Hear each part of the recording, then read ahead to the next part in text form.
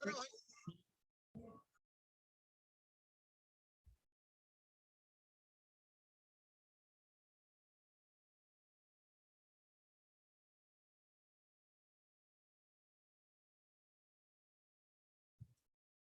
Good afternoon everyone. बच्चों एक बार जल्दी से डीपीपी के डाउट्स आप पूछ लीजिए जो भी। This is DPP number 13। उससे पहले के तुम लोग कर चुके हैं, तो क्वेश्चन नंबर 1 to 4 में कोई डाउट है किसी को? चैट बॉक्स में टाइप कर दो या माइक पे बोल दो। क्वेश्चन नंबर 1 to 4 में कोई डाउट पूछना है किसी को डीपीपी नंबर 13 में? क्वेश्चन नंबर 2, चलो देखते हैं।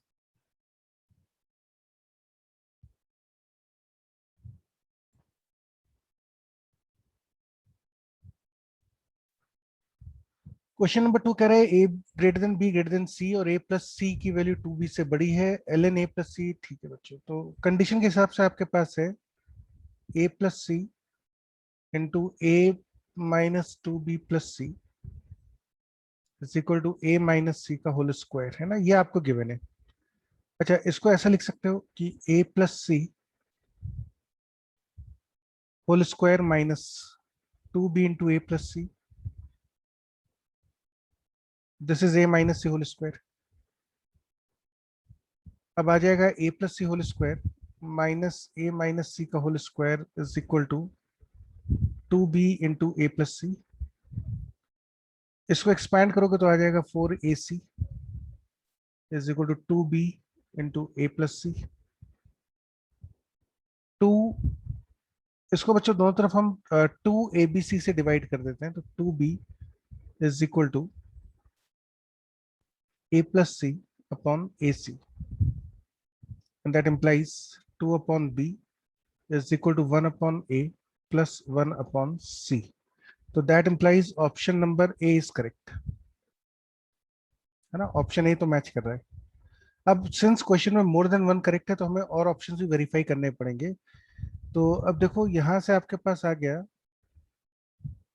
अब ऑप्शन नंबर सी जो है बच्चों इससे मिलता जुलता है ना? इफ यू क्रॉस मल्टीप्लाई, अगर सी में आप क्रॉस मल्टीप्लाई कर लेंगे तो you get c into a minus b is equal to a into b minus c, which means ac minus bc is equal to ab minus ac,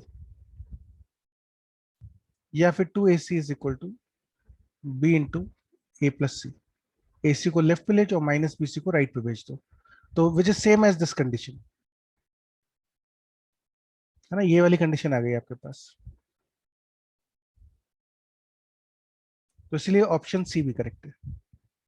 बाकी दोनों simplify होके आपको ये वाली कंडीशन नहीं बनाएंगे, तो these two statements are incorrect. 4 तक बच्चे और किसी में डाउट?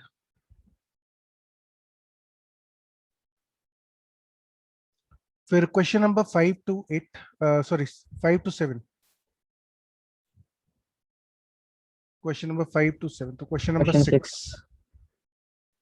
चलो पहले बच्चों दोनों ही आप लोग 6 भी कर देता हूँ 7 भी कर देता हूँ ना। 6 पूछा है आप में से, the product of the roots of the equation. बेटा ये आसान क्वेश्चन था, ये आपसे होना चाहिए था, मतलब इट वाज एक्सपेक्टेड कि आप कर लोगे। x की power 3/4 into log x base 2 का whole square plus log x base 2 minus 5/4 is equal to √2। अब मैंने आपसे कहा था जब भी पावर में लॉग होता है तो नॉर्मली हम दो स्ट्रैटेजी लेते हैं, या तो हम इन दोनों को इंटरचेंज करके देखते हैं कि भाई बी और सी को इंटरचेंज कर लो। अगर इससे कुछ नहीं होता तो फिर दूसरा तरीका होता है कि हम दोनों तरफ लॉग ले लेते हैं। तो दोनों तरफ लॉग ले लीजिए बेस 2 में, तो log base 2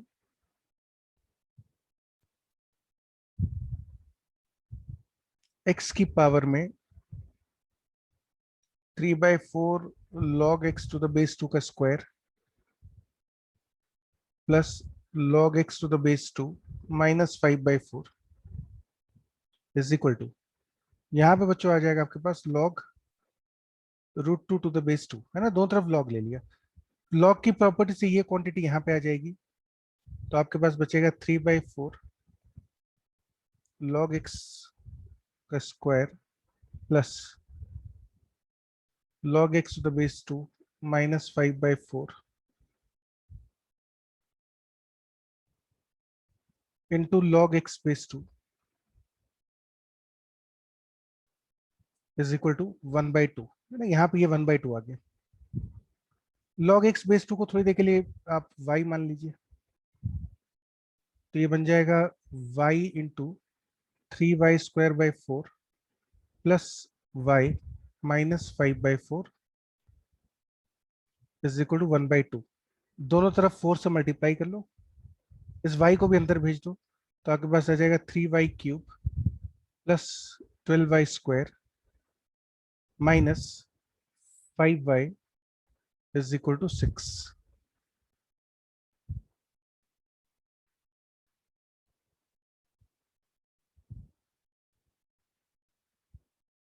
now this is a cubic equation in y।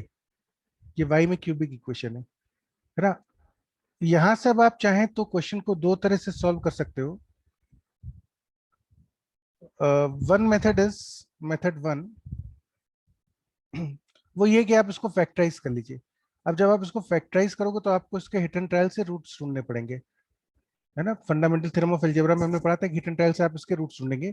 तो आप y की कोई वैल्यू रख के देखो, जैसे 4y², ये बार चेक करूं मैं। 4 से, अच्छा हाँ बेटा सही कह रहा है, 4y² आएगा।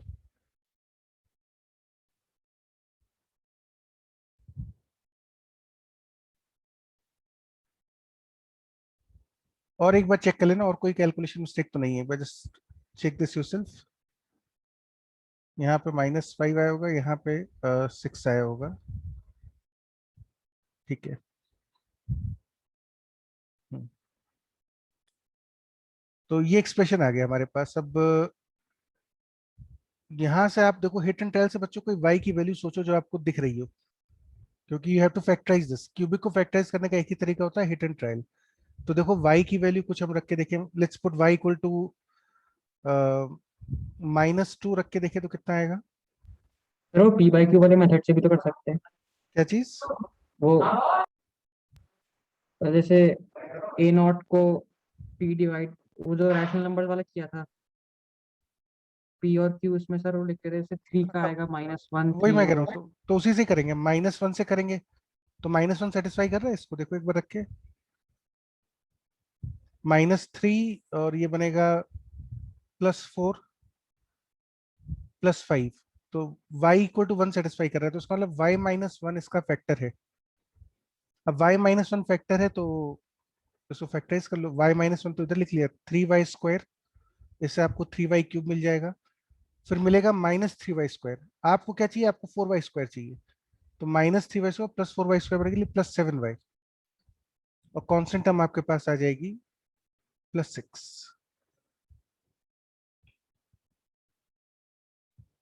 है ना। एक बार चेक करना, y-1, सॉरी y+1 होगा ना, बट बच्चों गलत कर दिया। y को -1 रखा था तो सेटिस्फाई कर दिया।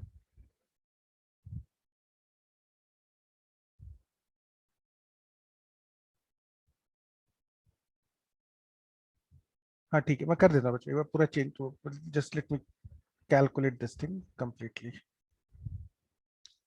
पूरा कर ही देते हैं ठीक से। इसको हमने y माना था, हमने फोर्स से इसको यहाँ पे आ गया था आपके पास 1/2। फिर हमने इसको दोनों तरफ इस इक्वेशन को 4y से, मतलब 4 से मल्टीप्लाई करा। जब आपने दोनों तरफ 4 से मल्टीप्लाई करा तो लेफ्ट साइड में आपके पास आ गया 3y² प्लस 4y² -5y, और राइट साइड पे आ गया आपके पास 2। इसकी वजह से यहाँ पे 6 की जगह आएगा 2। और अब हिट एंड ट्रायल से अगर आप देखेंगे तो y-1, y को इसमें 1 रखोगे तो फैक्टर आ जाएगा। If you put y equal to 1 तो y इक्वल टू 1 इसको सेटिस्फाई कर रहा है। अगर y इक्वल टू 1 इसको सेटिस्फाई कर रहा है तो y-1 फैक्टर है, तो फैक्टराइज दिस। अब देखो आपको 3y³ मिला, -3y²। आपको क्या चाहिए, आपको +4y² चाहिए, तो यानी यहाँ से 7y आना चाहिए। ये मिलके देगा 7y² -3y², 4y² आ गया। और फिर आपको यहाँ से चाहिए होगा, वहाँ -1 है तो यहाँ पे +2। Then again, this expression can also be factorized by splitting about the middle term.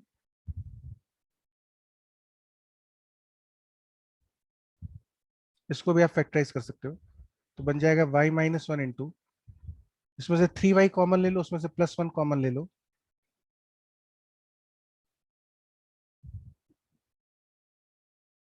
equal to 0, and from here you get y is equal to -1/3, y is equal to -2 and y equal to 1. ये बच्चों y की 3 values आ गई. y की value मतलब ये log x की value है. These are the values of log x. तो इसका मतलब log x to the base 2 की वैल्यू है -1/3, -2 और -1, which means कि x की वैल्यूज होंगी 2 to the power -1/3, 2 to the power -2 and 2 to the power 1. ये x की 3 वैल्यूज आ गई. आपसे क्वेश्चन में क्या पूछा गया था? You are asked about the product of the roots of the equation. इस रूट्स के इस इक्वेशन के रूट्स का प्रोडक्ट चाहिए. तो product of roots is 2 to the power -1/3 -2 +1, which is same as 2 to the power. यहाँ पे एलसीएम ले लो, ये आ जाएगा -4/3, which is 1 upon 2 to the power 4/3, which is 1 upon cube root of 16.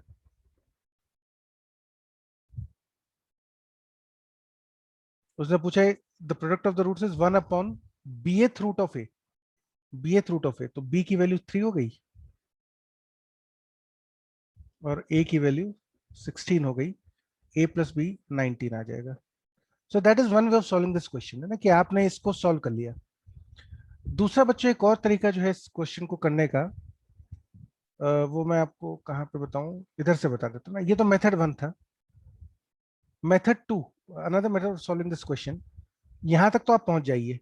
Get this equation in y, यहां तक तो आप पहुंच जाओ. अब देखो इस क्यूबिक के 3 रूट्स हैं.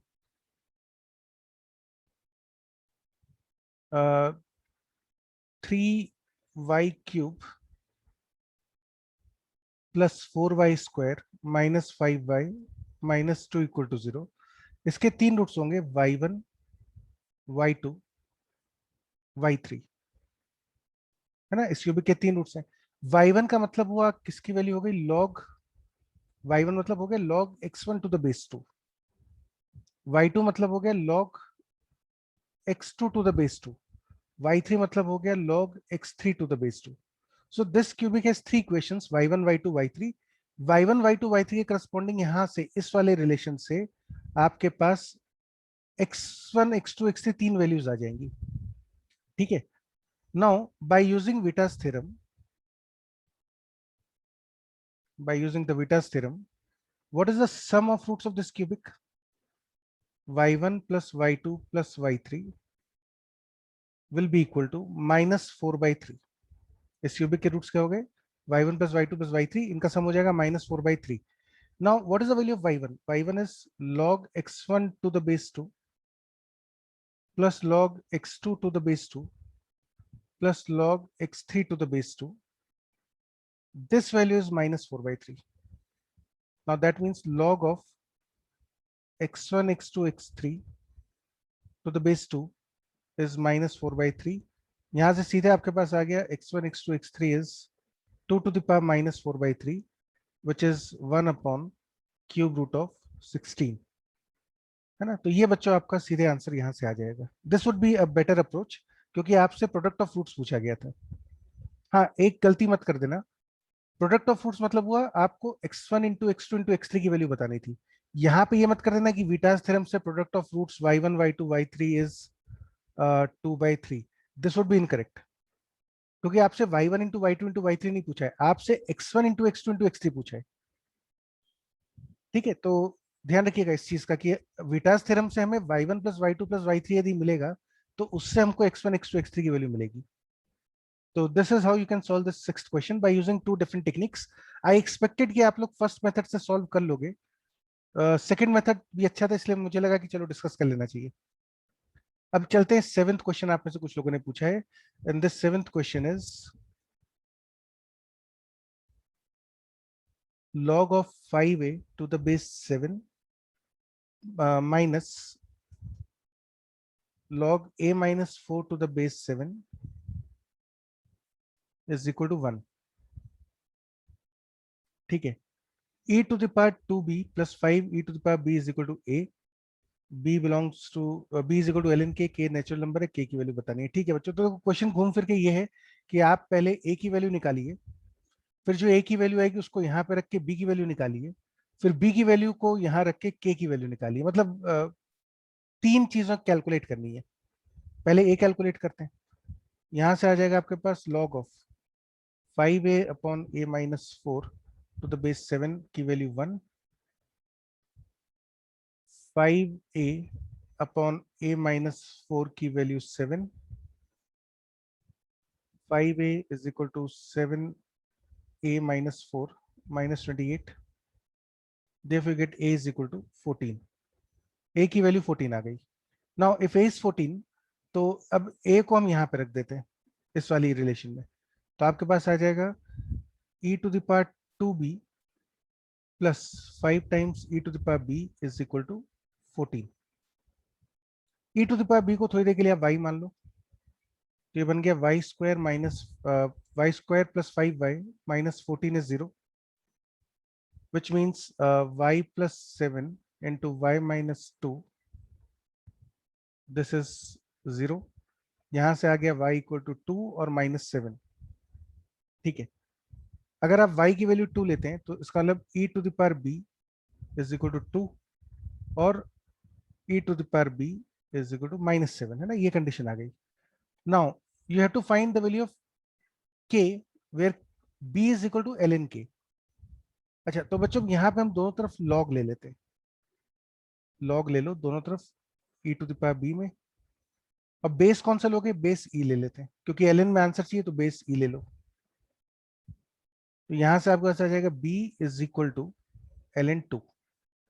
If you look at this option, यहाँ पे भी अगर हम लॉग ले लें तो आ जाएगा log of e to the power b base e is equal to minus 7 times log e to the base, या इसको माइनस 7 ही छोड़ देते हैं।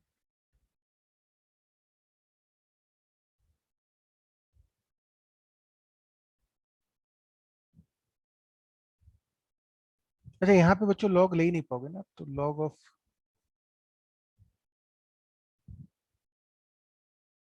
This value, this is not possible, है ना। मैं थोड़ा सा इसको रब कर देता हूँ, ये सेकंड वाली से तो पॉसिबल ही नहीं, e to the power b, क्योंकि आप log लोगे तो इधर log के अंदर नेगेटिव आ जाएगा, which is not allowed. So therefore you can not take log at this position।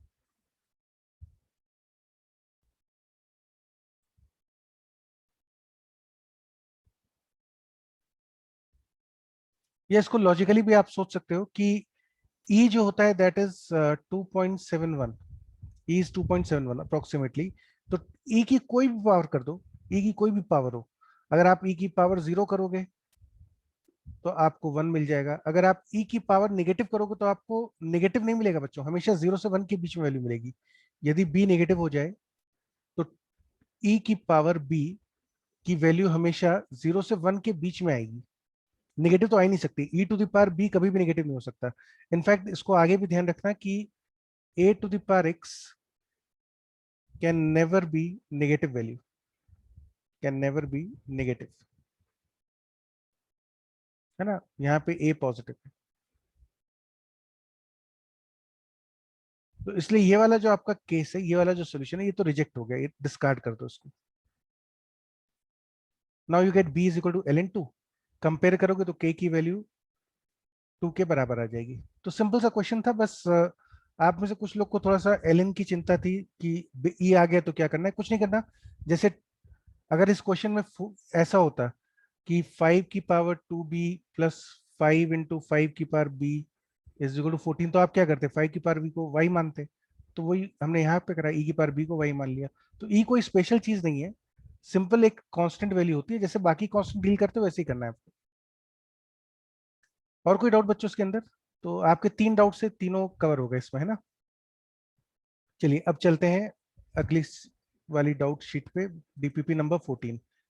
ये तो आसान थी रिलेटिवली, फिर भी देख लो कोई इसमें डाउट है। डीपीपी नंबर 14 बच्चों, question number 1 to 5, question 1 to 5 में कोई डाउट किसी को? क्वेश्चन नंबर 3 के पहले कोई, या 3 के अलावा कोई? चलिए, सबका 3 डाउट है ना। तो चलो बच्चों 3 क्वेश्चन देखना, बहुत आसान क्वेश्चन है ये। क्वेश्चन क्या है कि आपके पास circles of radius 2 are centered at the vertices of a triangle with side lengths 8, 11 and 12। मैं थोड़ा सा बड़ा फिगर बना रहा हूं, मैं 3 सर्कल्स बना रहा हूं पहले, है ना। ये बच्चों एक सर्कल है, फिर एक और सर्कल बना देते हैं कुछ, यहाँ पे एक और सर्कल इस तरह से ले लिया, फिर एक और सर्कल बना देते हैं यहाँ पे, ये तीसरा एक और सर्कल बना दिया। ठीक है, इस तरह से हमने कुछ सर्कल्स बना दिए। अब आपको एक ट्राइंगल बनाना है, वो ट्राइंगल के जो वर्टेक्स होंगे वो सर्कल के सेंटर्स होने चाहिए।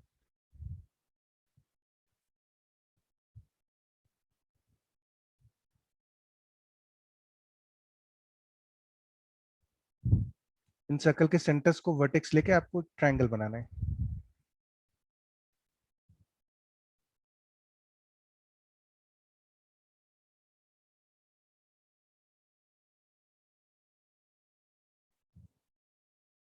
तो ये हमने ट्राइंगल भी बना दिया। ठीक है, इसको थोड़ा सा ठीक कर देना। Let me,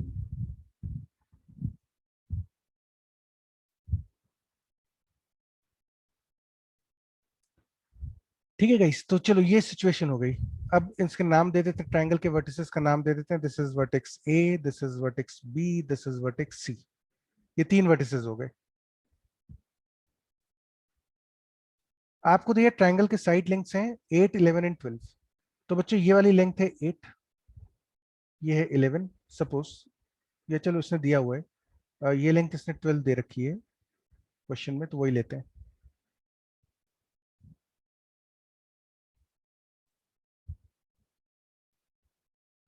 8, 11 and 12। ठीक है, find the length of the belt that fits tightly around these 3 circles as shown in the figure. तो बच्चों अब आप क्या कर रहे हैं, अब आप एक बेल्ट ले रहे हैं जो इन तीनों सर्कल्स के अराउंड टाइटली वाइंड करेंगे। इस तरह से बेल्ट गई, फिर यहां से कस के इसके सर्कल के ऊपर चलती हुई आएगी इस तरह से, बिल्कुल टाइट, और फिर यहां से ये इस पे आ जाएगी, फिर इस पे ये बिल्कुल टाइट ऐसे खींचती हुई यहाँ पे चलेगी, और फिर ऐसे यहाँ से टाइट होके इस पे गई, और फिर ये इस पे आ गई है। तो इस तरह से आपने ये ब्लू कलर की बेल्ट बांध रखी है इन 3 सर्कल्स के अबाउट। इन तीनों सर्कल्स का रेडियस इक्वल है, सबका रेडियस 2 दिया हुआ है आपको। द क्वेश्चन इज, इस बेल्ट की, ब्लू वाली बेल्ट की लेंथ बतानी है। ठीक है, चलो शुरू करते हैं। बहुत ध्यान से समझना, बहुत सिंपल सा क्वेश्चन है। लेंथ बच्चों रेडियस से 2 ना, तो ये लेंथ 2 के बराबर होगी, इसमें कोई डाउट नहीं। भाई यहाँ अगर आप इस पर परपेंडिकुलर ड्रॉप कर दो तो ये 2 के बराबर होगा। इसी तरह से ये भी 2 के बराबर होगा। So that means this particular portion is a rectangle. ये लेंथ 11 है तो ये लेंथ भी 11 होगी। ठीक है, तो हमें ये पता चल गया कि ये जो ग्रीन वाला पोर्शन है यहां से यहां तक का, ये जो पोर्शन है, इस पोर्शन की लेंथ हमने कैलकुलेट कर ली, this will be 11। Now by the same argument, by the same logic, अब आप क्या करो, यहां से इस पे परपेंडिकुलर ड्रॉप करो, कि टेंजेंट है ना ये, तो जब टाइट कस के जाएगा तो टेंजेंट बनता हुआ जाएगा। ये लेंथ 2 है, यहां से इस पे परपेंडिकुलर ड्रॉप करो, ये भी 2 है। तो again this particular length will be 12। यहां से यहां तक की जो लेंथ है, ये वाली जो लेंथ होगी, ये 12 होगी। ये जो हम ग्रीन से दिखा रहे हैं, यहां से यहां तक का जो लेंथ है, this particular portion will be of length 12। इसी तरह से बाय द सेम आर्ग्यूमेंट, ये एंगल 90 डिग्रीज होगा, यहां से भी परपेंडिकुलर डाल दिया, ये भी 90 डिग्रीज होगा। तो ये जो लेंथ है बच्चों, ये 8 होगी। यहां से यहां तक की जो लेंथ होगी, this will be equal to 8। ठीक है, तो हमने ये 3 ग्रीन पोर्शंस की तो लेंथ पता चल गई भाई, कि ये तीनों लेंथ हमको पता चल गया इंडिविजुअली। ये 12 है, ये 8 है, ये 11 है, तो दिस टोटल लेंथ इज 31, है ना। 31 तो यही आ गई। अब प्लस और कुछ एक्स्ट्रा लेंथ भी है। कौन सी लेंथ एक्स्ट्रा है, आप देख सकते हो। जो ये वाली लेंथ है, जिसको मैं आपको ऑरेंज से दिखा देता हूँ या पिंक से दिखा देता हूँ, ये जो बच्चों लेंथ है ना, यहाँ से यहाँ तक की, ये लेंथ अभी हमने मेजर नहीं करी है। ऐसे यहाँ पे ये लेंथ मेजर नहीं करी हमने, ये जो आर्क बन रहा है, इस आर्क की लेंथ मेजर नहीं करी है। इस आर्क की लेंथ मेजर करनी बची है। अभी ये पिंक वाला पोर्शन और ऐड होना बचा है। अब आप इस पिंक वाले आर्क की लेंथ कैसे निकालोगे, मुझे पता है आर्क लेंथ जो होता है, angle is arc upon radius. So therefore, arc length will be equal to radius times the angle, radius into angle. और ये जो एंगल है ये पाई में होना चाहिए, angle in pi must be equal to arc upon radius है, तो एंगल जो ये पाई में होगा. अब बहुत ध्यान से समझिए, अंडरस्टैंड दिस वेरी केयरफुली. ये एंगल बच्चों बी के बराबर है, this angle is b, this angle is 90 degrees, this is also 90 degrees. तो व्हाट इज दिस एंगल, ये वाला एंगल कितना आएगा आपके पास, जिसको हम येलो से मार्क कर रहे हैं, ये एंगल कितना होगा, what is this angle. This angle will be,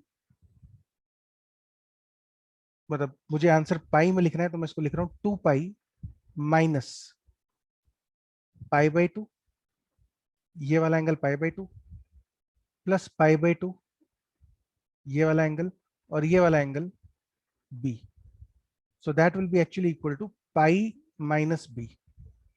तो ये एंगल बच्चों पाई माइनस बी के बराबर आ गया आपका. यहाँ पे जो एंगल दिख रहा है, this angle is pi minus b. By the same logic, this angle will be pi minus c. This angle would be pi minus a.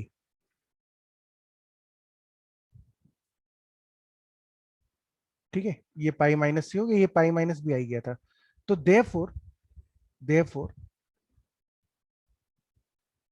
Arc 1 plus arc 2, ये जो पिंक वाले पोर्शंस हैं, आर्क 3, इनकी जो length होगी that would be equal to arc is radius into angle. Radius बच्चों सबका 2 है, तो 2 टाइम्स एंगल क्या क्या है, पाई माइनस ए है, एक का पाई माइनस बी है, और एक का पाई माइनस सी है. रेडियस तो सब में 2 है, तो वो हमने कॉमन ले लिया, which is same as 2 times 3 पाई minus a plus b plus c. Now ABC are the angles of the triangle. So what is the value of a plus b plus c? This value is again equal to pi. So that will be equal to 4 pi. तो ये जो arc 1, arc 2, arc 3 बने, इनकी length आ रही है 4 पाई के बराबर. तो आपका फाइनल आंसर जो होगा दैट वुड बी 31 प्लस 4 पाई. ये आपका आंसर हो गया है ना, that matches with option number A.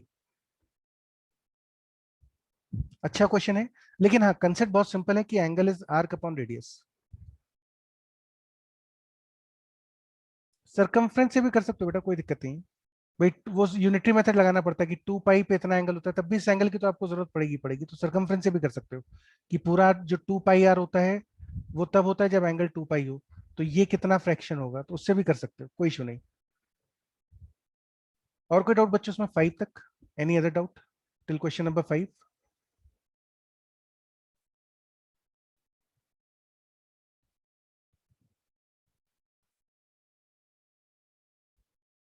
अच्छा, फिर क्वेश्चन नंबर 6 to 9 में देख लीजिए, कोई डाउट है. ये तो आसान था, 6 to 9.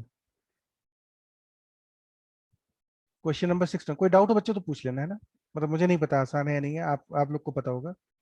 तो क्वेश्चन नंबर 6 to 9 में कोई डाउट है, कोई क्वेश्चन समझ में नहीं आया हो, मतलब नहीं समझ में आया हो, तो आप पूछ लो 6 to 9.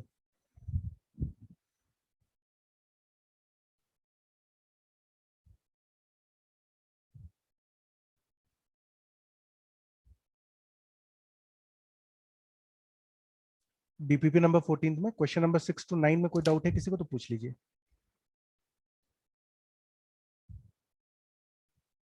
चलो कोई डाउट नहीं, फिर आगे चलें. इसलिए बच्चों आप में से कुछ लोग कह रहे थे कि सर पहले डीपीपी डिस्कस कर दीजिए, उसके बाद हम आगे की डीपीपी दीजिएगा, तो इसलिए मैंने 13 14 डिस्कस कर दी. Now I can give you more DPP. एक बच्चों ट्रिग्नोमेट्री का होमवर्क हमें डिस्कस करना है, एक्सरसाइज नंबर 1. तो अब बताओ किस दिन डिस्कस करना चाहोगे. संडे. संडे को करें डिस्कस. तो संडे तक सब लोग कर लोगे, जल्दी से चैट बॉक्स में टाइप करके बताओ संडे तक exercise number 1. I will upload the solution also. मैं सोल्यूशन अपलोड कर दूंगा आपके पास फ्राइडे की क्लास के पहले. मैं सोल्यूशन अपलोड कर दूंगा, आप लोग अटेम्प्ट करके रख लीजिएगा, कोशिश करिएगा फ्राइडे तक खत्म हो जाए. उसके बाद सोल्यूशन भी देख लेना ऐप के ऊपर, फिर भी कोई डाउट बचे तो हम डिस्कस कर लेंगे, जिससे क्लास जल्दी खत्म हो जाए संडे वाली. अगर सोल्यूशन नहीं समझ में आएगा तो डिस्कस कर लेंगे उसको, ठीक है. तो उसको बच्चों कंप्लीट कर लो. तो हम टारगेट ये रख रहे हैं कि फ्राइडे तक हमें उस काम को खत्म करना है. एक्सरसाइज 1 नहीं, वो सब्जेक्टिव वाली जो एक्सरसाइज थी, सब्जेक्टिव वाली जो भी एक्सरसाइज थी वो आपको कंप्लीट करनी है, ठीक है, तो मतलब काफी समय हो गया, अब उसको कंप्लीट करो, क्योंकि फिर क्वाड्रेटिक की हमको सब्जेक्टिव एक्सरसाइजेस वगैरह करनी शुरू करनी है। तो आप वो सब्जेक्टिव वाली एक्सरसाइज तो हम डिस्कस करते हैं। I will upload the solution, जिससे कि आप उसको देख लें, फिर हम उसको कंप्लीट कर लेंगे। तो मैं आपको मैसेज डाल दूंगा जैसे ही अपलोड होगी ऐप पे, I leave a message on the group कि solutions are available. Solutions will be available only for 3 to 4 days। तो आपको 3-4 दिनों में सब काम खत्म करना होगा। तो चलो गाइस, तो इसको यहाँ पे खत्म करते हैं डाउट्स को आपके। लास्ट टाइम पे हम लोगों ने क्वाड्रेटिक के ग्राफ्स के बारे में पढ़ा था, तो उसी डिस्कशन को आगे कंटिन्यू करते हैं। बस थोड़ा सा समराइज कर लेते हैं बच्चों। लास्ट टाइम पे हमने देखा था कि ए की वैल्यू पॉजिटिव होगी तो ग्राफ कैसा बनेगा, अपवर्ड ओपनिंग, है ना। This was for a greater than 0। और यदि ए की वैल्यू नेगेटिव होगी तो graph will be downward opening. ये हमने पहला कंसेप्ट सीखा था। इसके अलावा हमने देखा था दूसरा कंसेप्ट कि ग्राफ जहां पे एक्स एक्सिस को कट करता है वहां पे इक्वेशन के रूट्स होते हैं। तो यदि इक्वेशन के 2 रूट्स हैं तो ग्राफ एक्स एक्सिस को 2 जगह कट करेगा। ये डी ग्रेटर देन 0 पर हो गया। ऐसे ही हो सकता है अगर ए नेगेटिव हो तो ऐसा ग्राफ हो जाए। इसी तरह से यदि ग्राफ एक्स एक्सिस को टच कर गया तो equal roots, d equal to 0। ठीक है, और अगर ग्राफ पूरा एक्स एक्सिस के ऊपर चला गया या मीट ही नहीं करा एक्स एक्सिस को, तो ये डी लेस देन 0 वाली सिचुएशन होती है। फिर हमने देखा था ग्राफ वाई एक्सिस को कहां पे कट करता है। कोई भी ग्राफ वाई एक्सिस को कहां पे कट करेगा, this point will be, this coordinate will be 0, c। I am talking about the quadratic expression y equal to x square plus B x plus C. तो ये जो y एक्सिस पे intersection होता है ये हमेशा 0, c के ऊपर होता है। फिर fourth point was axis of symmetry. मतलब कोई भी ग्राफ में ये जो वर्टेक्स होता है ये होती है axis of symmetry. Axis of symmetry का एक्स कोऑर्डिनेट होता है -b/2a। मतलब वर्टेक्स का भी एक्स कोऑर्डिनेट -b/2a होता है। वाई कोऑर्डिनेट के लिए मैंने आपको बताया था या तो x इक्वल टू -b/2a इसमें रख देना, उससे वाई कोऑर्डिनेट पता चल जाएगा। या फिर आप याद करना चाहो तो याद कर लो -b/2a कॉमा -d/4a। तो ये एक्सिस ऑफ सिमेट्री की बात हो गई। और हमने देखा वर्टेक्स के ऊपर ही मिनिमम या मैक्सिमम वैल्यूज होती हैं। ठीक है, तो now let's summarize everything. Last time पे जो हमने पढ़ा था उसके बेसिस पे, on the basis of the previous discussion, you can have 6 possible graphs depending on the sign of a and d। देखो पहला ग्राफ बच्चों ऐसा बन सकता है। ये ग्राफ कब बनेगा, a positive d negative. Look at this carefully, graph x axis को क्रॉस नहीं कर रहा, ये लाइन एक्स एक्सिस है, पूरा का पूरा ग्राफ एक्स एक्सिस के ऊपर है। a पॉजिटिव d नेगेटिव, है ना। The graph will not meet the x axis. Next option is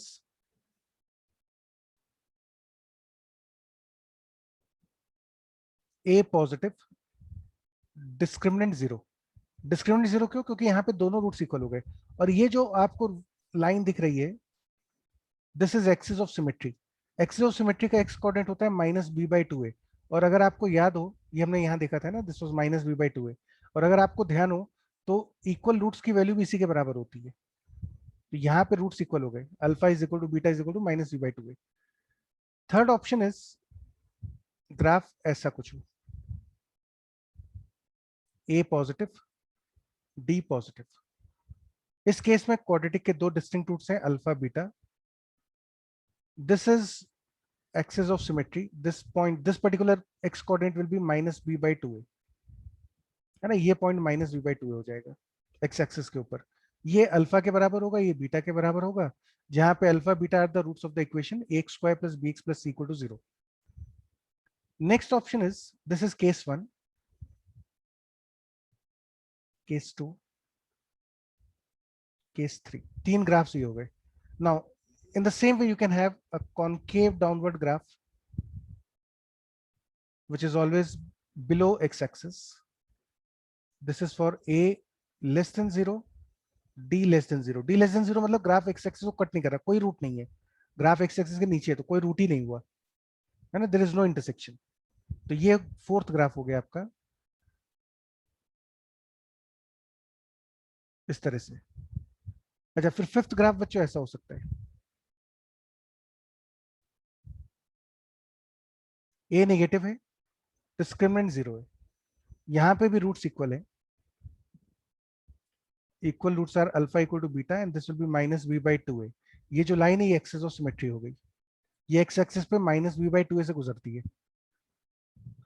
next option is graph आपका कुछ ऐसा बन जाए, अब की बार A negative, D positive, root alpha beta, axis of symmetry, ये जो पॉइंट होगा एक्स एक्सिस पे ये होगा minus B by two A. ये वर्टेक्स हो गया, जरूरत पड़ने पे आप वर्टेक्स का कोऑर्डिनेट निकाल सकते हैं, वाई कोऑर्डिनेट, एक्स कोऑर्डिनेट तो सेम होगा minus B by two A के बराबर, Y coordinate minus D by four A आ जाएगा या फिर इक्वेशन में रख के आ जाएगा। तो depending on the possible values of A and D you can have 6 possible graphs जो हमने यहाँ पे बना दिए। इनमें से पर्टिकुलरली बच्चों ये जो फर्स्ट और फोर्थ ग्राफ है, पहला और चौथा, ये दोनों ग्राफ इंपॉर्टेंट हो जाते हैं। ठीक है, तो अगर आप पहले ग्राफ में देखो तो मैं एक रिजल्ट लिख रहा हूं, उसको ध्यान से समझिएगा।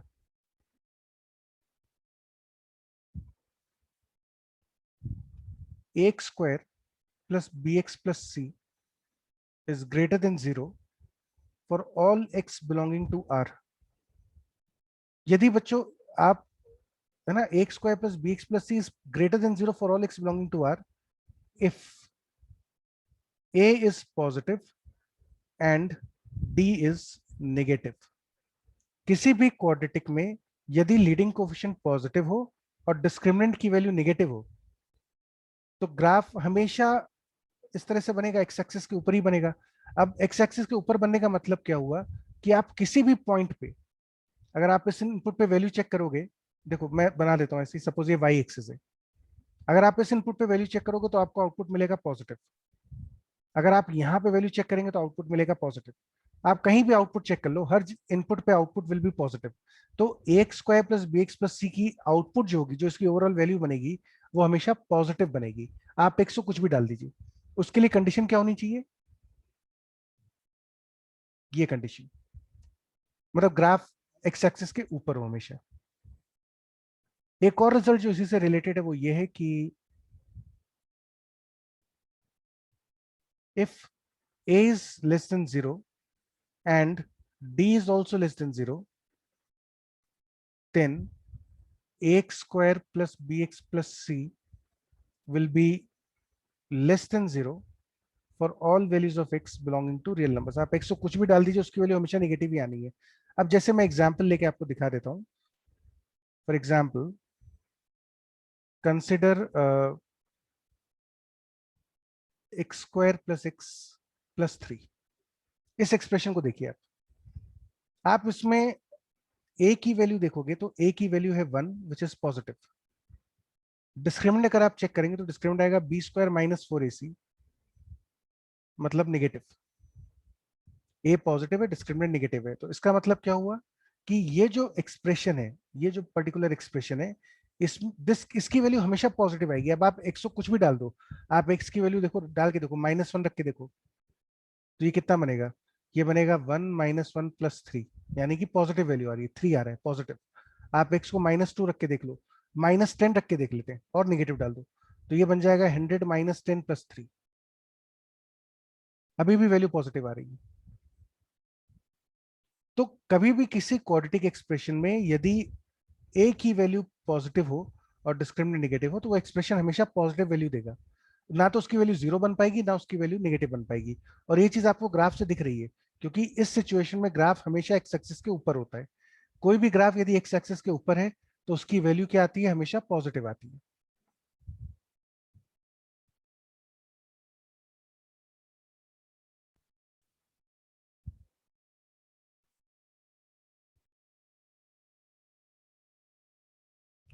इसी तरह से बच्चों एक और एग्जांपल देख सकते हो, you can look at the example minus x square plus x minus one. इस एक्सप्रेशन को देखो, यहाँ पे ए की वैल्यू है माइनस वन, मतलब नेगेटिव। डिस्क्रिमिनेंट की वैल्यू आएगी बी स्क्वायर माइनस फोर ए सी माइनस थ्री, मतलब नेगेटिव। अब लीडिंग क्वोशिएंट भी नेगेटिव है, डिस्क्रिमिनेंट भी नेगेटिव है, इसका मतलब आप इसमें एक्स को कुछ भी डालते रहो, इसका ओवरऑल वैल्यू आउटपुट हमेशा नेगेटिव ही आएगा। आप एक्स को वन डाल के देख लो, minus one plus one minus one, negative value आ गई। आप एक्स को माइनस 10 रख के देख लो, minus 100 minus 10 minus one, negative value. आप एक्स की जगह 10 रख के देख लो, -100 + 10 - 1, अभी भी नेगेटिव, हर बार नेगेटिव बनेगी। 100 कुछ भी रख लो, इसकी वैल्यू हमेशा नेगेटिव बननी है। ये बहुत इंपॉर्टेंट ऑब्जर्वेशन होता है कई बार, कि खास तौर से जब आप साइन स्कीम चेक करते हो ना रैशनल इक्वेशंस में, और उसमें आपको दिखेगा यार क्वाड्रेटिक के रूट नहीं मिल रहे, लेकिन क्वाड्रेटिक में लीडिंग कोएफिशिएंट पॉजिटिव है और डिस्क्रिमिनेंट नेगेटिव है, तो मतलब वो हमेशा पॉजिटिव होगा। क्वाड्रेटिक एक्सप्रेशन को पहचानना कि वो हमेशा पॉजिटिव है हमेशा नेगेटिव है, ये बहुत सिग्निफिकेंट होता है मैथ्स में। और पॉजिटिव है मतलब ग्राफ हमेशा एक्स एक्सिस के ऊपर है, नेगेटिव है मतलब ग्राफ हमेशा एक्स एक्सिस के नीचे है। तो if this concept is clear to all of you, please type yes. कोई डाउट है तो पूछ लीजिए इसके अंदर। कंसेप्ट बच्चों सबको समझ में आ गया तो यस टाइप कर दो। कि कोई भी क्वाड्रेटिक हमेशा पॉजिटिव है का क्या मतलब हुआ? इसका मतलब होता है आप 100 कुछ भी डालते जाओ, ओवरऑल जो वैल्यू बनेगी वो हमेशा पॉजिटिव ही बनेगी। और हमेशा पॉजिटिव वैल्यू कब बनेगी? जब लीडिंग कोएफिशिएंट पॉजिटिव होगा और डिस्क्रिमिनेंट की वैल्यू नेगेटिव होगी। लीडिंग कोएफिशिएंट पॉजिटिव होगा और डिस्क्रिमिनेंट की वैल्यू नेगेटिव होगी, तब ऐसा हो पाएगा। अच्छा, अब condition for y equal to ax² + bx + c to be always positive और ऑलवेज नेगेटिव। तो ये तो बच्चों अभी हमने ऊपर देख ही लिया था, इसको फिर से मैं लिख देता हूं यहाँ पे कि ax² + bx + c is greater than 0 for all x। ये ऑलवेज पॉजिटिव है ना।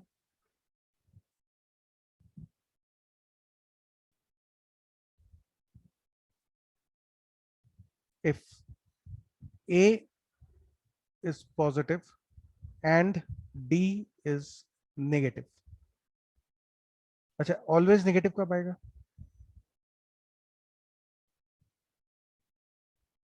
ऑलवेज नेगेटिव मतलब हुआ कि ax² + bx + c is always negative, मतलब इसका ग्राफ हमेशा नेगेटिव वैल्यू दे रहा है, मतलब ग्राफ एक्स एक्सिस के हमेशा नीचे है। अगर ग्राफ एक्स एक्सिस के नीचे रखना है हमेशा, तो in that case the value of a should be negative and d should be negative. तो ये बच्चों कंडीशन होगा, ये भी हम ऑलरेडी देख चुके हैं, तो इसमें कुछ रिपीट करने का मतलब है नहीं। अच्छा, फिर एक चीज आती है, ये इंपॉर्टेंट है, and this is commonly called intermediate value property, है ना। ये बच्चों बहुत लॉजिकल सी प्रॉपर्टी है, बहुत मजेदार है। ये सिर्फ क्वाड्रेटिक तक सीमित नहीं है, आप इसको कहीं पे भी यूज कर सकते हो। ठीक है, तो ये प्रॉपर्टी क्या कहती है पहले उसको देख लेते हैं। प्रॉपर्टी कहती है कि if y equal to fx is a continuous function.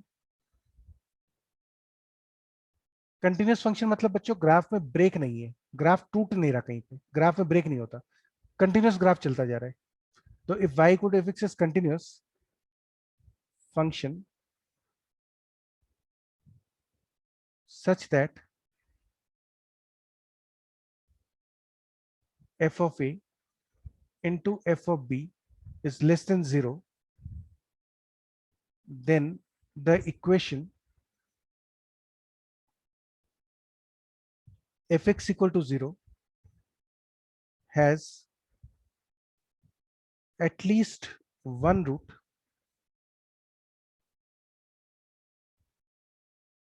in the interval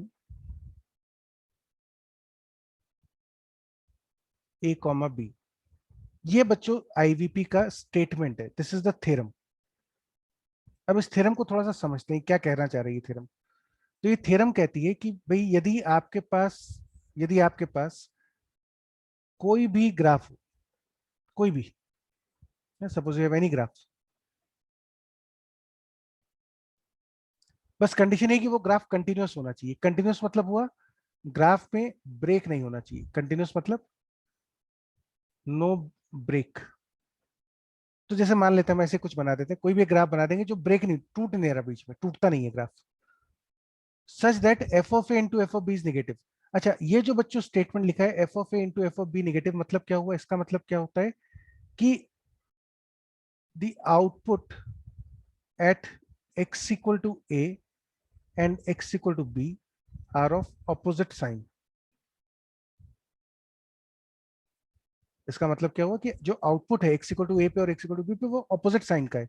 मतलब जैसे मान लीजिए एफ ऑफ ए की वैल्यू यदि पॉजिटिव है तो एफ ऑफ बी नेगेटिव हो जाएगा, यदि एफ ऑफ ए नेगेटिव है तो एफ ऑफ बी पॉजिटिव हो जाएगा, मतलब एफ ऑफ ए और f of b opposite sign के हैं। that is f of a and f of b are of opposite sign, ये इसका मतलब हुआ। अच्छा, equation f x equal to zero मतलब ग्राफ एक्स एक्सिस को कहां पे काटेगा? तो चलिए अब एक काम करते हैं, ग्राफ बनाना शुरू करते हैं। ये ए मान लेते हैं, इस पॉइंट को बी मान लेते हैं, कहीं भी ले सकते हो, आपकी मर्जी है। अब बच्चों आपको कंडीशन दी कि ग्राफ जो है वो ए से बी के बीच में कंटिन्यूअस होना चाहिए, मतलब ग्राफ तोड़ नहीं सकते हम बीच में। इसके अलावा ए पे और बी पे जो आउटपुट आएगा वो ऑपोजिट साइन का होना चाहिए, मतलब यदि ए पे आउटपुट पॉजिटिव आप लेते हो कि भाई आप बोलो ए पे तो मैं ये आउटपुट लूंगा, एक्स एक्सिस के ऊपर कोई आउटपुट आएगा, तो फिर बी पे आपको एक्स एक्सिस के नीचे जाना पड़ेगा, तो फिर बी पे आउटपुट ये लेना पड़ेगा। तो अब सोच के देखो, लॉजिकली सोच के देखो, एक ग्राफ है जो यहां से लेकर यहां तक जाना है, और ग्राफ को आप तोड़ नहीं सकते बीच में। तो जाहिर सी बात है, लॉजिकल सी बात है कि जब आप ए से बी तक चलोगे तो रास्ते में कहीं ना कहीं तो एक्स एक्सिस को क्रॉस करना ही पड़ेगा ना। यहाँ पे वैल्यू पॉजिटिव रखनी है, यहाँ निगेटिव रखनी है, और ग्राफ को तोड़ नहीं सकते, यहाँ से यहाँ तक लगातार चलना ही है आपको। तो अब सोचिए, देखो जब यहाँ से यहाँ जाओगे तो रास्ते में कम से कम तो एक बार एक्स एक्सिस को क्रॉस करोगे। जिस जगह पे आपने क्रॉस कर दिया एक्स एक्सिस को, मान लेते उस वैल्यू को सी, तो आप देख सकते हो X equal to C is root of F x equal to zero, है ना। F x equal to zero का X equal to C root हो गया, जैसे एक्स एक्सिस क्रॉस करा रूट मिल जाएगा। और ये जाहिर सी बात है, ये लॉजिकल बात है। आप चाहो कैसे भी चले जाओ, आपको मान लो ए से बी तक पहुंचना है, आप कहते हो नहीं साहब मैं तो इस तरह से जाऊंगा, आप ऐसे चले जाओ। आप देखो अब की बार आप एक्स एक्सिस को 3 बार कट कर गए, 1, 2, 3, कम से कम एक बार तो आपको एक्स एक्सिस क्रॉस करना ही पड़ेगा, यदि ए पे और बी पे फंक्शन की वैल्यूज, फंक्शन का आउटपुट ऑपोजिट साइन का है तो। आप अपने आप बना के देखो, रफ में try to draw the graph. आप सोचिए देखो कि साहब अगर मैं मान लो ग्राफ को ऐसा बना दूं कि भाई एक्स एक्सिस पे हम वैल्यू नेगेटिव ले लेते हैं, ए पे वैल्यू नेगेटिव ले लेते हैं, बी पे पॉजिटिव ले लेते हैं। अब यहां से यहां तक कंटिन्यूस जाना है, कैसे भी चले जाओ रास्ते में एक्स एक्सिस को एक बार तो क्रॉस करना ही पड़ेगा, एक बार तो क्रॉस करना ही पड़ेगा, ठीक है। तो this is called intermediate value property, ये बहुत काम की प्रॉपर्टी है। ये बच्चों सबको समझ में आ गई कंसेप्चुअली? तो टाइप यस, अगर इंटरमीडिएट वैल्यू प्रॉपर्टी सबको क्लियर है तो जल्दी से यस टाइप करो। कोई कंफ्यूजन है, कोई डाउट है तो पूछ लो। बहुत लॉजिकल थ्योरम है कि एक फंक्शन है, इसका ग्राफ टूटता नहीं है, अब वो ए पे और बी पे ऑपोजिट साइन की वैल्यूज दे रहा है, तो रास्ते में एक्स एक्सिस को कम से कम एक बार पक्का क्रॉस करेगा ही करेगा। एक से ज्यादा बार भी कर सकता है, लेकिन कम से कम एक बार की गारंटी हो जाती है। Think about this very carefully, रट्टा मत लगाना, समझ में आना चाहिए। कॉपी पेंसिल लेके बैठो, ग्राफ बनाने की कोशिश करो। आप देखो कि यार ए पे वैल्यू पॉजिटिव लेते, बी पे नेगेटिव लेते, तो अब ग्राफ बना के देखो कुछ भी, और देखो कि क्या आपका ग्राफ एक्स एक्सिस को पक्का कट कर रहा है। अगर नहीं कर रहा तो बताओ मुझे कि सर देखो मैंने एक ग्राफ बनाया वो एक्स एक्सिस को क्रॉस नहीं कर रहा। लेकिन condition is f of a और एफ ऑफ बी की वैल्यू ऑपोजिट साइन की होनी चाहिए, वो जरूरी है। Try to look for a counter example, सोच के देखो, take take a minute, think about it in more detail, और सोच के देखिए।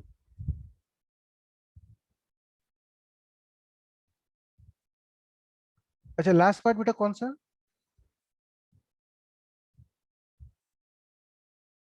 मैंने आपको सिर्फ ये बताया है कि यदि फंक्शन कंटिन्यूअस है, ग्राफ में ब्रेक नहीं होता, और ए पे और बी पे वैल्यू अपोजिट साइन की है, तो फिर आप क्लेम कर सकते हो इंटरमीडिएट वैल्यू प्रॉपर्टी से कि ए से बी के बीच में कम से कम एक रूट होगा। अच्छा अब बच्चों एक चीज ये बताओ, चलो मैं आपसे लॉजिकल क्वेश्चन पूछ रहा हूँ, मैं इस थ्योरम को थोड़ा सा मॉडिफाई करना चाहता हूँ, I want to modify this theorem.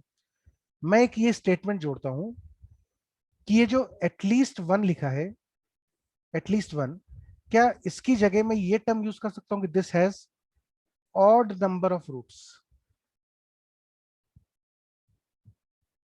Odd number of roots in the interval a comma b? क्या ऐसा बोल सकते हैं? एटलीस्ट वन की जगह ये बोल सकते हैं कि f x equal to zero के ऑड नंबर ऑफ रूट्स होंगे, मतलब अगर ए पे और बी पे वैल्यू अपोजिट साइन की है तो ए से बी जाते समय ग्राफ एक्स एक्सिस को odd number of times cut करेगा।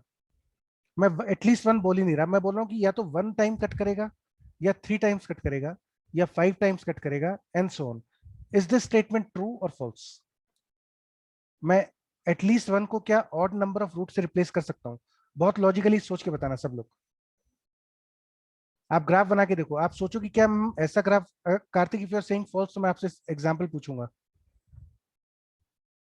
या तो आप ग्राफ से काउंटर एग्जांपल दिखाओ कि देखो सर इस ग्राफ में ऐसा नहीं हो पा रहा, या फिर आप बोलो कि हाँ स्टेटमेंट ट्रू है। अगर आपको काउंटर एग्जांपल नहीं मिल रहा है तो स्टेटमेंट विल बी ट्रू।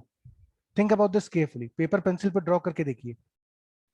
आपको ये गिवन है कि ग्राफ जो है वो ए पे सपोज वैल्यू पॉजिटिव है और बी पे वैल्यू निगेटिव है, तो यहां से यहां जाते समय ग्राफ एक्स एक्सिस को कम से कम ऑड, मतलब एक बार तो क्रॉस करेगा ही, वो तो हमने देख ही लिया, odd number of times cross करेगा। यहां से यहां जाते समय odd number of times cross करेगा एक्स एक्सिस को। ये स्टेटमेंट ट्रू है या false? Think about sir this carefully. False है सर, क्योंकि ग्राफ जस्ट टच करके भी तो जा सकता है ना नीचे। अच्छा, वेरी गुड। तो one of the very wonderful argument is कि यार ये ग्राफ को हम ऐसे ले जाते हैं और इसको टच करवा देते हैं और फिर ऊपर ले जाते हैं, फिर नीचे ले जाते हैं, है ना? This is what you are trying to say probably, and this is a perfect logic, इसमें कोई डाउट नहीं है। कि आप देखो, आपने बच्चों ग्राफ को यहां से यहां तक पहुंचा दिया और यहाँ पे आपने एक्स एक्सिस को एक ही बार टच करवाया, आपने टच करवा दिए। अब आप बोलोगे कि भाई कितने इंटरसेक्शन हुए, तो एक इंटरसेक्शन ये रहा और एक इंटरसेक्शन ये रहा, तो आपको तो दो ही इंटरसेक्शन मिले, तो मैंने तो ऑड नंबर ऑफ लिखवाया। अब बच्चों एक इंपॉर्टेंट चीज ध्यान रखना, ये बहुत इंपॉर्टेंट पॉइंट है, नोट करके लिख लो इसको अलग से, कि जब भी इवन नंबर ऑफ रूट्स होते हैं, whenever there are even number of roots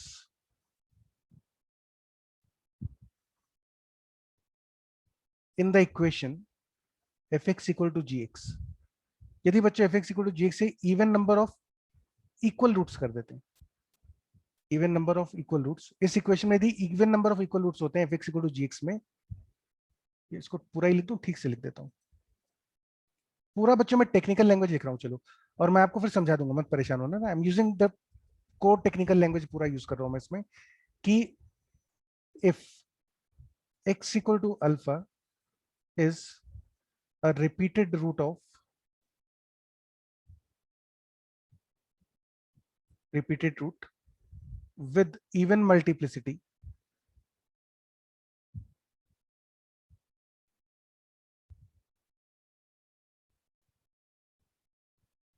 of the equation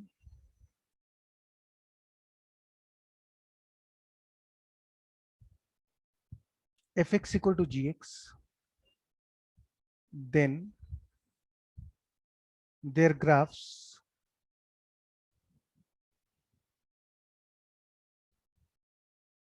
will, मतलब their graphs मतलब ऐसा लिख लेते, ये भी लिख लेते, then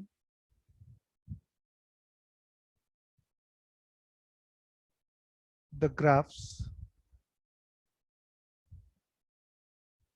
y equal to fx and y equal to gx touch each other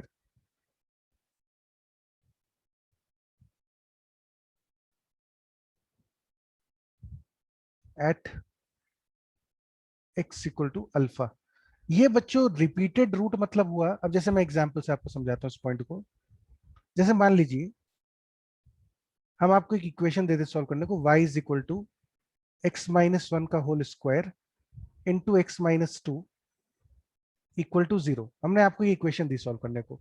जब आप इस इक्वेशन को सॉल्व करेंगे तो आपके पास रूट्स क्या क्या आएंगे? Now this is a cubic equation, this is a cubic equation, तो इसके तीन रूट्स है, कौन कौन से?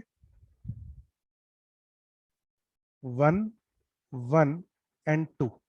आप ये नहीं बोल सकते क्यूबिक के दो रूट्स हैं, आप, क्योंकि क्यूबिक के अगर दो रूट्स हैं तो उसका मतलब आप बोल रहे हो तीसरा रूट इमेजनरी है, लेकिन इमेजनरी रूट तो कॉन्जुगेट पेयर बनाता है, तो इसलिए इट इज इनकरेक्ट टू से कि क्यूबिक हैज टू रूट्स। आप ये बोल सकते हो cubic has two distinct roots, दो डिस्टिंक्ट रूट्स हैं, लेकिन रूट्स तो तीन है। कौन कौन से रूट्स हैं? दो रूट्स बराबर है वन वन के और तीसरा रूट टू के बराबर है। So this cubic has three roots, three real roots, ऐसा बोल दो, या फिर आप बोल दो कि two distinct real roots. Distinct roots दो हैं, तो जब भी बच्चों किसी पॉलिनोमियल इक्वेशन में या किसी भी इन जनरल कभी भी यदि इक्वल रूट्स हो जाएं और इक्वल रूट्स की जो मल्टीप्लिसिटी है, जो रिपीटेड रूट है उसकी मल्टीप्लिसिटी भी इवन हो, इवन मतलब 2 बार रिपीट हुआ, 4 बार रिपीट हुआ, 6 बार रिपीट हुआ, तो यदि रूट 2 बार रिपीट हो रहा हो, 4 बार, 6 बार, even number of times repeat होता हो, इवन मल्टीप्लिसिटी, तो फिर जब आप इसका ग्राफ बनाओगे ना तो you will find something interesting. इसका ग्राफ मैं आपको बना के दिखा रहा हूँ। आई डू नॉट एक्सपेक्ट अभी आप नहीं सीख पाओगे, हम कैलकुलस में सीखेंगे बाद में, लेकिन जब आप इसका ग्राफ बनाते हैं ना तो ये ग्राफ ऐसा बनता है।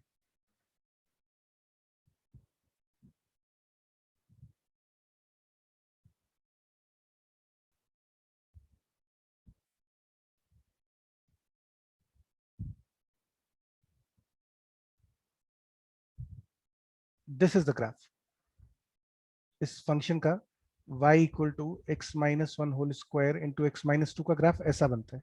ये इसका एक्चुअल ग्राफ है। अब आप देख सकते हो कि जब भी ग्राफ टच कर रहा हो ना एक्स एक्सिस को, जब भी ग्राफ एक्स एक्सिस को टच करेगा तो इसका मतलब वहां पे इक्वल रूट्स हैं इवन मल्टीप्लिसिटी के। जैसे मैं एक और एग्जांपल दिखाता हूं आपको। जैसे मान लीजिए मैं आपको इक्वेशन दूं x minus one to the power four equal to zero, ये इक्वेशन है। अब इसके रूट्स क्या क्या आते हैं, वन वन वन वन, ये इसके चार रूट्स हैं।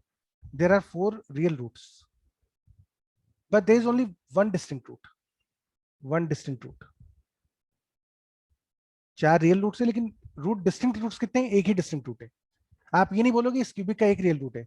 एक रियल रूट मतलब हो गया कि तीन इमेजिनरी रूट्स है, जो कि हो नहीं सकता, वो कॉन्जुगेट पेयर में होते हैं हमेशा। तो इसलिए मैथमेटिकली पढ़े लिखों की तरह हम बोलते हैं कि इस इक्वेशन के चार रियल रूट्स हैं, चारों इक्वल हैं, मतलब डिस्टिंक्ट रूट एक है। There is only one distinct root but this equation has four real roots. अब जब आप इसका ग्राफ बनाओगे ना तो ग्राफ किसका, y equal to x minus one to the power four, तो बच्चों ये ग्राफ ऐसा बनेगा।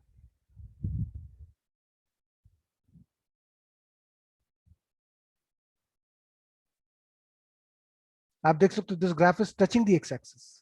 टच कर एक्स एक्सिस को टच करने का मतलब होता है वहां पे इक्वल रूट्स है ना, टचिंग मतलब होता है इक्वल रूट्स है। अभी देखो हमने ऊपर भी तो देखी थी यही चीज। लुक एट दिस पार्ट, ये देखो क्वाड्रेटिक एक्सप्रेशन, ये ग्राफ एक्स एक्सिस को टच कर गया। टच करने का मतलब बराबर रूट्स हैं, अल्फा अल्फा दो रूट्स हैं। If I solve this equation a x square plus B x plus C equal to zero, तो मुझे इस इक्वेशन के दो रूट्स मिलेंगे alpha alpha. There are two real roots and these two roots are equal. आप ये नहीं बोल सकते कि क्वाड्रेटिक का एक रूट है, क्वाड्रेटिक के रूट्स दो हैं लेकिन दोनों इक्वल हैं। तो understanding this logic is very important कि यदि कोई ग्राफ एक्स एक्सिस को टच करता है तो उस जगह पर इक्वल रूट्स होते हैं। अब वापस से हम उस क्वेश्चन पे चलते हैं जो हमने पूछा था ट्रू और फॉल्स का, ऑड नंबर ऑफ रूट्स। तो बच्चों यहाँ पे आपने बताया था कि ये ग्राफ एक्स एक्सिस को टच करके नीचे आया है। अगर ये एक्स एक्सिस को टच करा तो यहाँ पे इवन नंबर ऑफ रूट्स होंगे, even number of equal roots, और एक रूट आपका ये रहा, एक रूट ये भी है। तो टोटल कितने रूट्स हो गए, वापस से ऑड नंबर ऑफ रूट्स हो गए। तो ये जो स्टेटमेंट है f x equal to zero has at least one root, इसको आप चाहें तो ऐसा भी बोल सकते हो कि f x equal to zero has odd number of roots and this roots includes the multiplicity including repeated roots, including the multiplicity of repeated roots. मैं ये नहीं कह रहा कि odd number of distinct roots होंगे, मैं कह रहा हूं ऑड नंबर ऑफ रूट्स होंगे including the multiplicity of repeated roots. Notes बनाते समय इसको बहुत अच्छे से लिखना समझ के। और ये बहुत लॉजिकल थ्योरम है, intermediate value property is a very logical theorem, और इससे बहुत बड़े बड़े क्वेश्चन सॉल्व होते हैं। तो आप एटलीस्ट वन रूट की जगह ऑड नंबर ऑफ रूट्स भी बोल सकते हैं, लेकिन यहाँ पे ऑड नंबर से मतलब डिस्टिंक्ट रूट से नहीं है। दिस पर्टिकुलर ग्राफ ये जो बनाया है हमने, this has two distinct roots, distinct roots दो ही हैं, लेकिन नंबर ऑफ रियल रूट्स कितने हैं total, odd number of roots हैं। क्यों ऑड नंबर ऑफ रूट्स हैं, क्योंकि ग्राफ एक्स एक्सिस को टच कर गया है। टच करने का मतलब होता है कि नंबर ऑफ रूट्स जो है वो रिपीट हो रहे हैं, इवन मल्टीप्लिसिटी में रूट्स रिपीट हो रहे हैं। तो अब सोच के देखो बच्चों, क्या यहां तक सब चीजें क्लियर है, this is this particular point clear to all of you, type yes if you have understood. क्योंकि ये बिल्कुल कंसेप्चुअल चीज है, मतलब ये आगे क्वेश्चंस में आपको हमको फिर किंतु परंतु नहीं चाहिए, उस समय ये होना चाहिए यहाँ सर ये तो होता ही है। तो जल्दी से एक बार देख लो, कोई डाउट है तो पूछ लो, समझ में आ गया हो तो type yes, if you have still any confusion please clear it right now. हमने क्वाड्रेटिक के 6 ग्राफ्स देख लिए, हमने ये देख लिया कि इंटरमीडिएट वैल्यू प्रॉपर्टी क्या होती है।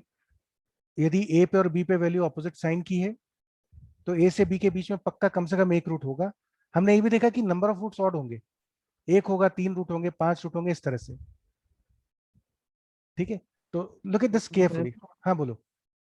सर अगर ये x-1 होल क्यूब x-2 हुआ तो नहीं तब बेटा, ऐसा अगर कैसे? अच्छा ग्राफ में बता देता हूँ। अगर मान लीजिए आप कहते हो कि ये y इक्वल टू x-1 का होल क्यूब इंटू x-2 हो गया सपोज, तो उस केस में क्या होगा, कोई भी रूट इवन मल्टीप्लिसिटी का है नहीं। There is no root of, मतलब इवन मल्टीप्लिसिटी वाला कोई रूट नहीं है। तो यहाँ पे ये वैल्यू तो 1 होगी, ये 2 होगा, और ये जो भी ग्राफ बनेगा ये यहाँ से आएगा, कुछ इस तरह से शेप होगी इसकी, और फिर ऐसे करके ऊपर चला जाएगा। ऑड मल्टीप्लिसिटी पे ग्राफ कट करके निकलता है। ऑड मल्टीप्लिसिटी मतलब ग्राफ क्रॉस करेगा एक्स एक्सिस को। इवन मल्टीप्लिसिटी में ग्राफ टच करके जाता है, ये फर्क होता है ना। ऑड मल्टीप्लिसिटी मतलब graph will cross x axis.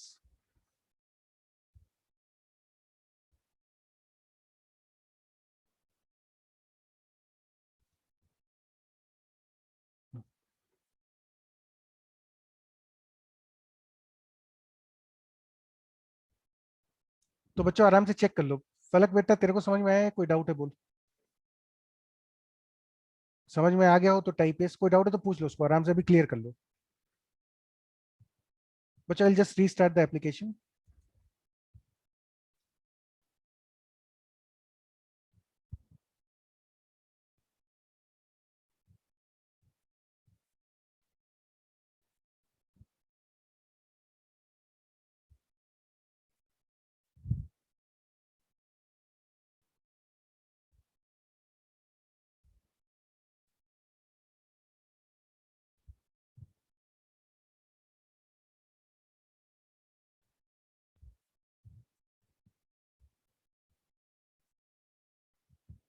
है ना, तो मैं एक चीज जो लिख रहा था यहाँ पे वो ये था कि ऑड मल्टीप्लिसिटी पे ग्राफ एक्स एक्सिस को क्रॉस करता है।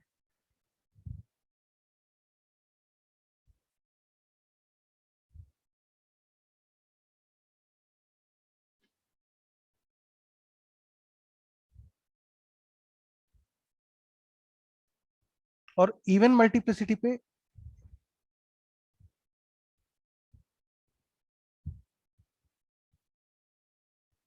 Graph touches x axis.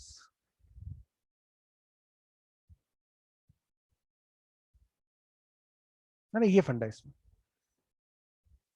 तो चलिए बच्चों, अब ये जितना भी अभी तक हमने ये पढ़ा और लास्ट क्लास में जो पढ़ा था, अब देखते हैं कि उसके क्वेश्चंस कैसे बनते हैं। है ना, let's look at some problems जो कि उसके ऊपर बेस्ड होते हैं। तो अब बहुत सारे क्वेश्चंस हैं जहां पे हम इन एप्लीकेशंस का यूज करेंगे। Question number 1, determine the values of A for which the graph of y equal to x square plus a minus 1 into x plus 16 lies above the x axis। हम चाहते हैं बच्चों a की कौन सी value के लिए ये ग्राफ x एक्सिस के हमेशा ऊपर हो। तो the graph will lie above x axis if discriminant is less than 0 and leading coefficient is positive। यही तो कंडीशन होती है। तो आप देख रहे हो लीडिंग कोफिशिएंट तो ऑलरेडी पॉजिटिव ही है, लीडिंग कोफिशिएंट इज 1, 1 हमेशा पॉजिटिव है, तो सिर्फ डिस्क्रिमिनेंट लेस देन 0 होना चाहिए। इसका मतलब हुआ b square minus 4ac should be less than 0। a minus 1 का whole square minus 8 square less than 0। a minus 9 into a plus 7 should be less than 0। Sign scheme बना लीजिए, -7 9, 9 से बड़ी वैल्यू रखने पे पॉजिटिव,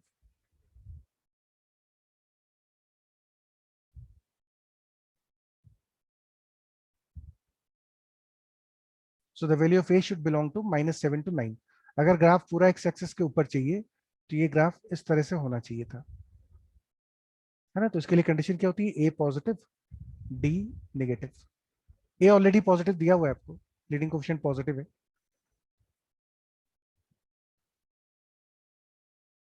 आसान सा क्वेश्चन है ये, जेई मेंस का क्वेश्चन है ना, जेई मेंस में पूछा गया था। This was a very easy question. Let's take another problem, question number 2। Find the least integer value of k for which, एक आपको बच्चों क्वाड्रेटिक एक्सप्रेशन दिया है, k minus two x square plus 8x plus k plus 4 is greater than 0 for all x belonging to r।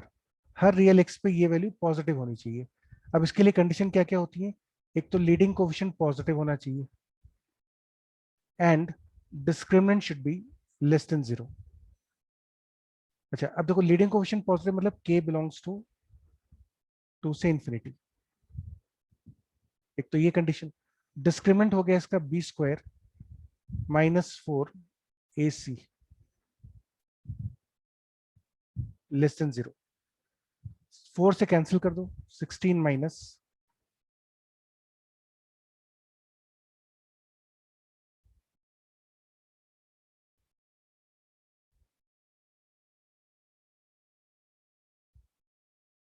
सब चीजों को बच्चों हम राइट साइड पे भेज रहे हैं।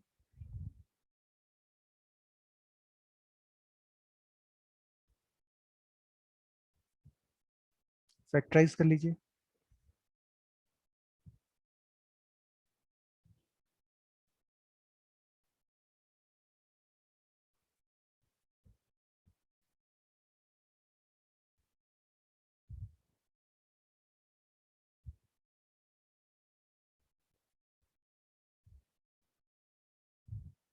तो यहां से आता है k belongs to minus infinity to minus 4 union 2 से इन्फिनिटी।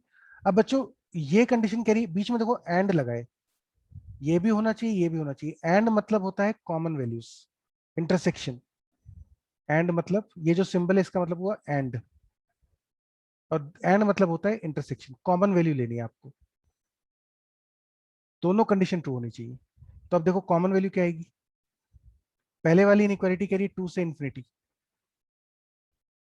यहां से लेके आगे तक, और सेकंड कह रहा है माइनस इन्फिनिटी से माइनस 4 यूनियन 2 से इन्फिनिटी। तो कॉमन वैल्यू कौन सी आ जाएगी? Therefore k belongs to 2 to infinity. इन वैल्यूज को रखने पर इसका ग्राफ, इस एक्सप्रेशन की वैल्यू हमेशा पॉजिटिव आएगी। क्यों आएगी? लीडिंग कोएफिशिएंट पॉजिटिव हो रखा है, डिस्क्रिमिनेंट नेगेटिव हो जाएगा। खैर क्वेश्चन में आपसे ये पूछा है कि k की सबसे छोटी इंटीजर वैल्यू, सबसे छोटी इंटीजर वैल्यू कौन सी हो सकती है?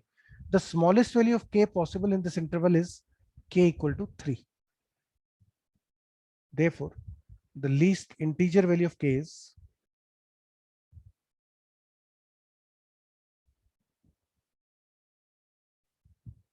3, which implies option number C। आई बात समझ में? सिंपल सा क्वेश्चन था ये भी। चलिए let's move to the third question.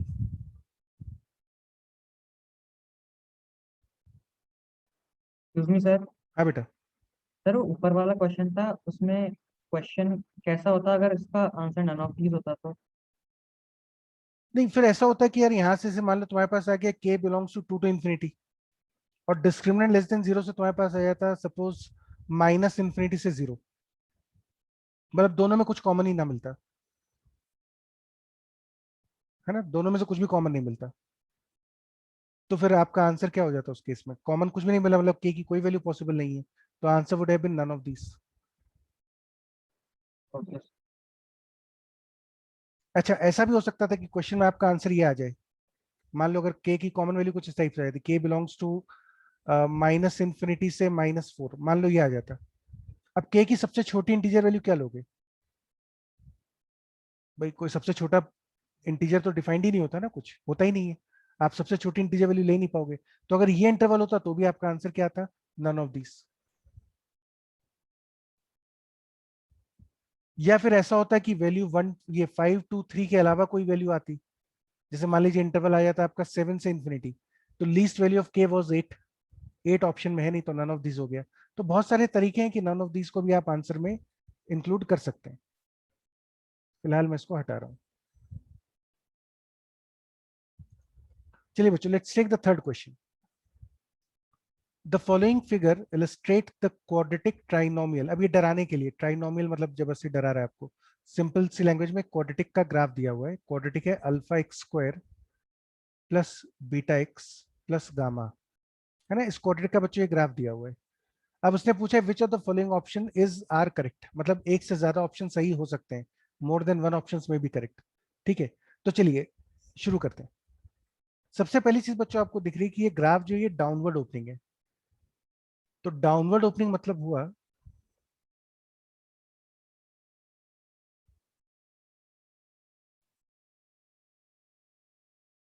कि बीटा की वैल्यू, ओ सॉरी अल्फा की वैल्यू नेगेटिव होगी, है ना। डाउनवर्ड ओपनिंग मतलब लीडिंग कोफिशिएंट जो है वो नेगेटिव हो रहा है। तो अगर ग्राफ डाउनवर्ड ओपनिंग है तो इसका मतलब अल्फा की वैल्यू पक्का नेगेटिव है। ये तो हमें पक्का पता चल गया। इसके अलावा ये जो ग्राफ है ये वाई एक्सिस को कहां पे कट कर रहा है? This graph will intersect y axis at, इसमें एक्स को जीरो डाल दीजिए, एक्स को जीरो डाल दो तो वाई कोऑर्डिनेट कितना आ जाएगा? If x is zero, y coordinate is gamma. तो ये बच्चों ग्राफ जो है वाई एक्सिस को जीरो कॉमा गामा पे कट कर रहा है। इसका मतलब ये जो पॉइंट है दिस पर्टिकुलर कोऑर्डिनेट, या मैं इस ग्राफ को दोबारा से कॉपी कर लूं, बड़ा करके बना देता हूं।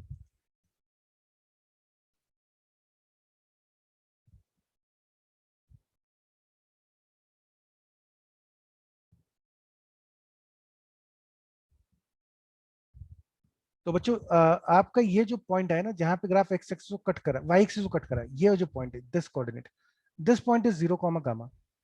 ये पॉइंट जीरो कॉमा गामा है, और मुझे दिख रहा है कि ये पॉइंट एक्स एक्सिस के ऊपर है। इसका मतलब गामा की वैल्यू पक्का पॉजिटिव है। ये भी मुझे पता चल गया ना, गामा की वैल्यू पॉजिटिव है। अच्छा, अब बीटा की वैल्यू और पता करनी है आपको। तो ध्यान से देखिए कि ये जो एक्सिस ऑफ सिमेट्री है, this is the axis of symmetry ना,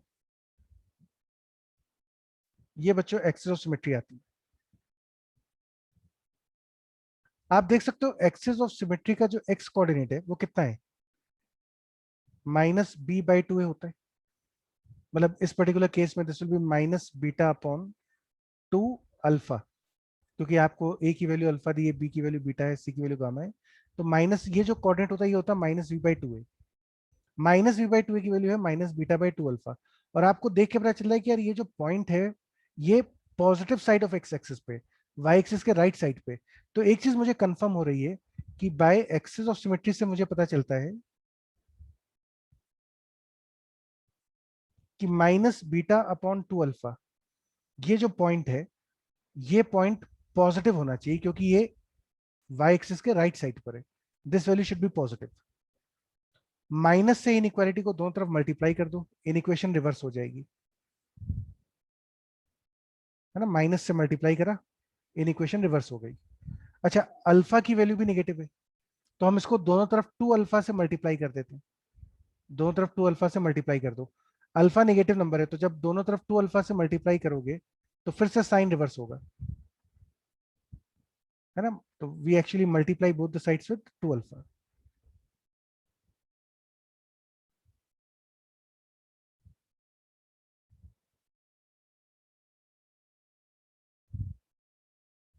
तो ये साइन फिर से रिवर्स हो गया, और आपके पास आ गई बीटा की वैल्यू भी positive. Look at this carefully. जब भी बी कैलकुलेट करना हो ना, ए तो अपवर्ड ओपनिंग डाउनवर्ड ओपनिंग से पता चल जाएगा, सी की वैल्यू हमेशा आपको इस पॉइंट से पता चल जाएगी, इंटरसेक्शन विद वाई एक्सिस।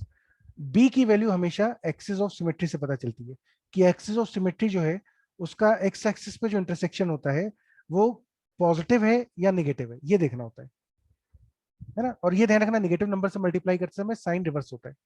वो तो इन इक्वेशन में पहले भी लिखवा चुका हूं मैं। तो बच्चों आपके पास ये तीन कंडीशंस आ गई।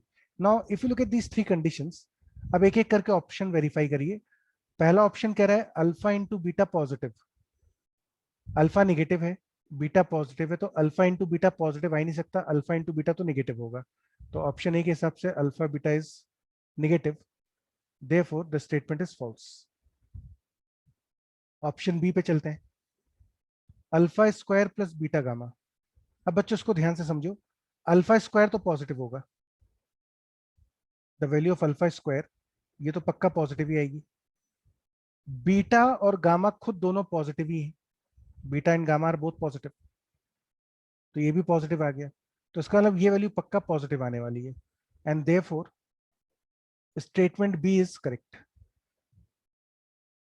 है ना। स्टेटमेंट बी सही है कि alpha square plus beta gamma positive होगा। थर्ड ऑप्शन देखिए, थर्ड ऑप्शन कह रहा है beta plus gamma minus alpha की वैल्यू नेगेटिव होगी। अब बीटा पॉजिटिव है, गामा भी पॉजिटिव है, अल्फा नेगेटिव है। तो अब सोचिए, देखो यार, जब दो पॉजिटिव नंबर में से एक नेगेटिव नंबर सब्ट्रैक्ट करोगे तो वैल्यू नेगेटिव थोड़ी आएगी। इनफैक्ट ये वैल्यू तो पॉजिटिव होनी चाहिए, है ना, this value should be positive. तो therefore option B is also, option C is also false. Option D और चेक कर लो, alpha into beta into gamma negative होना चाहिए। तो आप देखो बच्चों, अल्फा की वैल्यू कितनी है, पॉजिटिव, सॉरी अल्फा की वैल्यू है नेगेटिव, बीटा और गामा की वैल्यू है पॉजिटिव, तो उनका प्रोडक्ट क्या आएगा, नेगेटिव ही आएगा। Therefore the statement is true. So the correct answer for this particular problems are b and d, है ना, बी और डी आंसर सही होगा इसके। सिर्फ ऑब्जर्वेशन के ऊपर है, आप इंटरप्रिटेशन करना आना चाहिए। चलिए क्वेश्चन नंबर 4।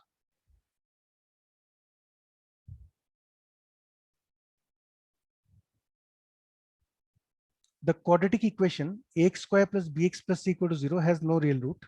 इस इक्वेशन का आपको दिया है, कोई रियल रूट नहीं है, तो प्रूव करना है कि c into A plus B plus C की वैल्यू पॉजिटिव होगी। ठीक है, तो let y is equal to F x equal to, हम बच्चों इसको एक एक्सप्रेशन मान लेते हैं, A square plus B x plus C. आपको दिया हुआ है कि इस क्वाड्रेटिक का कोई रियल रूट नहीं है।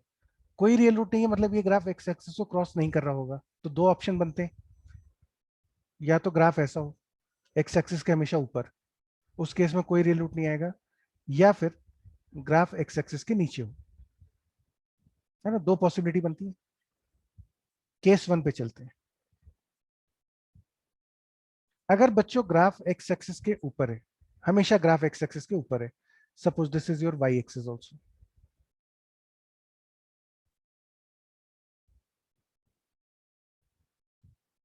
ये मैंने ऐसे ही एक्स एक्सिस वाई एक्सिस बना दिए। ठीक है, तो बच्चों हम पहले केस पे चल रहे हैं।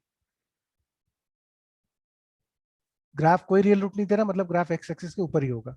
अब अगर ग्राफ एक्स एक्सिस के ऊपर है तो ध्यान से सोच के बताओ, ये जो पॉइंट होगा इसका कोऑर्डिनेट क्या होगा, what is this point, 0, C। तो आपको दिख रहा है कि c की वैल्यू पॉजिटिव है, the value of c is positive, graph x axis के ऊपर है तो c पॉजिटिव होगा। अच्छा, अब ये जो a प्लस ई प्लस सी दिया है, इसको ध्यान से देखना, what is the value of f of 1। इसमें यदि आप x की जगह 1 रख दो तो क्या आ जाएगा, a प्लस ई प्लस सी। इसका मतलब ये जो a प्लस ई प्लस सी है, ये इस ग्राफ में x इक्वल टू 1 पे आउटपुट है। x इक्वल टू 1 पे आपको जो आउटपुट मिलेगा, that output will be a plus E plus C. 0 पे जो आउटपुट मिलता है वो c होता है, 1 पे जो आउटपुट मिलेगा वो a प्लस ई प्लस सी मिलेगा। ऐसे ही थोड़ा बहुत आइडिया होना चाहिए कि यदि a माइनस बी प्लस सी दिख जाए तो समझ जाना ये f ऑफ -1 है।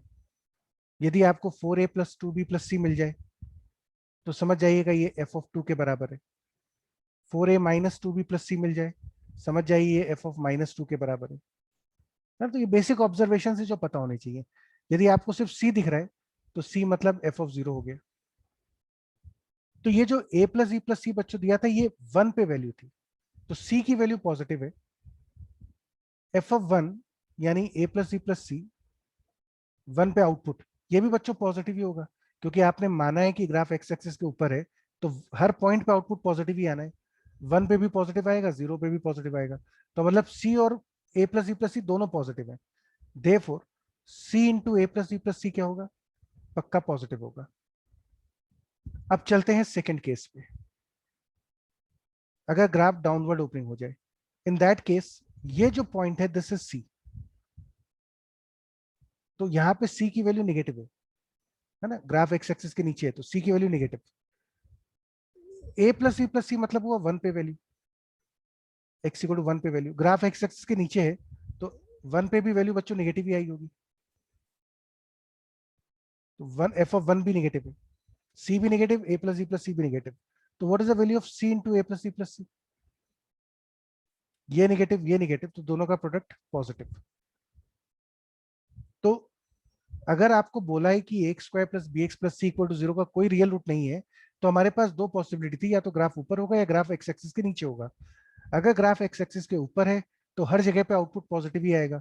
तो 0 पे सी आउटपुट यानी पॉजिटिव, 1 पे ए प्लस बी प्लस सी आउटपुट जो कि पॉजिटिव, दोनों पॉजिटिव नंबर्स का प्रोडक्ट पॉजिटिव होगा। यदि ग्राफ एक्स एक्सिस के नीचे हुआ तो सी नेगेटिव होगा, ए प्लस बी प्लस सी भी नेगेटिव होगा, तो दोनों का प्रोडक्ट फिर से पॉजिटिव आएगा। तो दोनों ही सूरतों में सी into A plus B plus C की वैल्यू पॉजिटिव आ रही है। That completes a proof.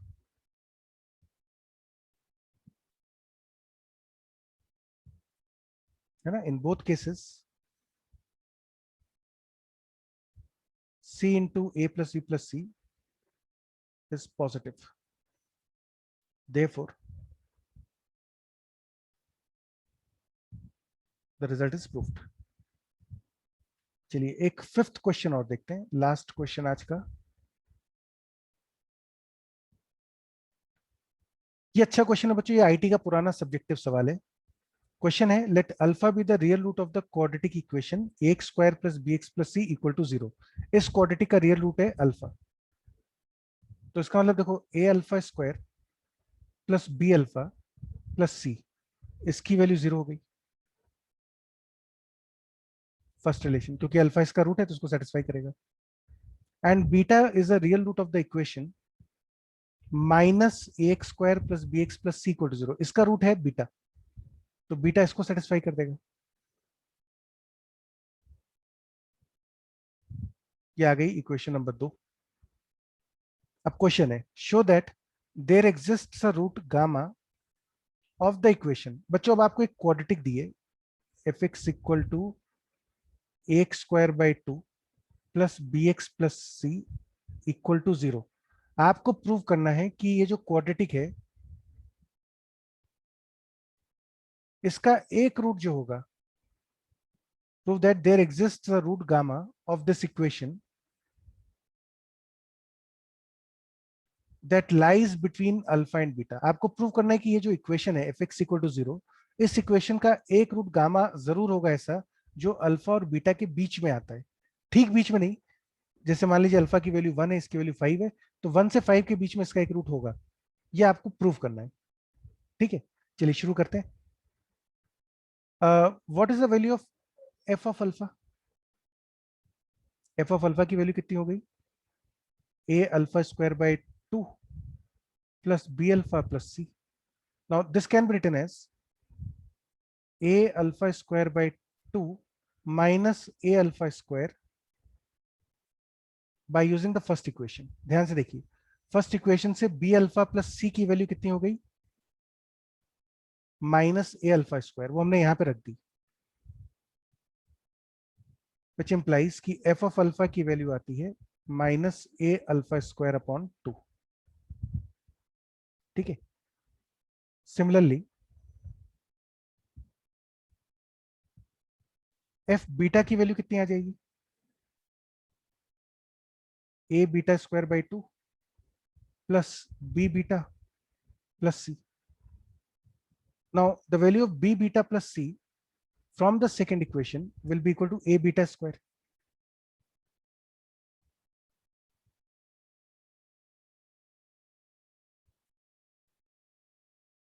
इसके बराबर, तो ये f बीटा की वैल्यू आ गई। Now f alpha into F beta की वैल्यू कितनी आती है? Minus A alpha square by 2 into 3a beta square by 4, sorry by 2।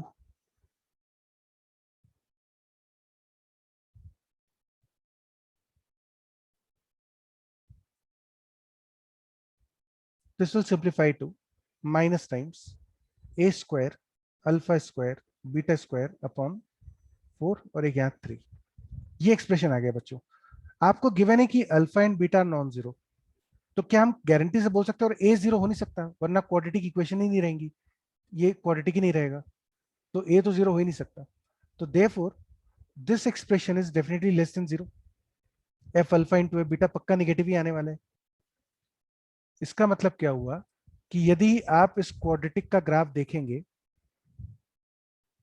Alpha पे और बीटा पे वैल्यू ऑपोजिट साइन की है। यहाँ पे यदि एफ की वैल्यू पॉजिटिव आ रही है तो यहाँ नेगेटिव आ रही होगी, और अगर ऐसा केस है तो रास्ते में ग्राफ कम से कम एक बार तो एक्स एक्सिस को क्रॉस करेगा ही करेगा। So therefore, by intermediate value property, fx equal to 0 has exactly one root.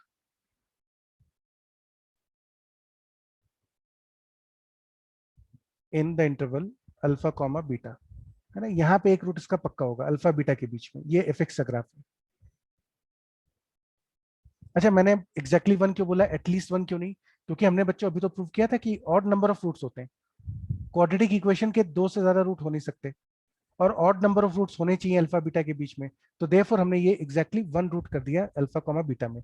आप चाहो तो क्वेश्चन की लैंग्वेज के हिसाब से तो देयर एग्जिस्ट अ रूट लिखना था, तो हम हैज अ रूट लिख देते हैं सिर्फ, है ना। तो सूट द लैंग्वेज, जैसे एग्जैक्टली वन गलत नहीं है, आप चाहें तो still if you want you can replace this with the language कि दिस हैज